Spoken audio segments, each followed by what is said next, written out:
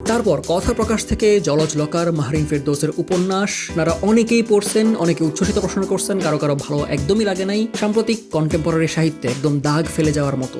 এটা আসলে আলাপ হতে হতে হয়তো কয়েক বছর পরে মানুষজন ফাইনালি এটাকে হজম করে কোনো একটা সিদ্ধান্তে আসতে পারবেন যে এটা আসলে কী ছিল। শুরু থেকেই মনে হচ্ছে আমি জ্বরের ঘোরে প্রলাপ দেখতেছি, কি দেখতেছি কিছু বুঝতেছি না, এমন একটা ঘোরের মধ্যে একদিকে কাহিনী বলতেছি, আরেকটা কথা মনে পড়লো, লাভ দিয়ে ওদিকে চলে গেছে। এই যে একটা পথ হারায় ঘুরে ফিরে বেড়ানো, তার মধ্যে যেমন শৈশবের নস্টালজিয়া আছে, যেমন দেশ ছেড়ে যাওয়ার ডায়াসপোরার শঙ্কা আছে, যেমনিভাবে ক্লাস ক্ল্যাশ আছে।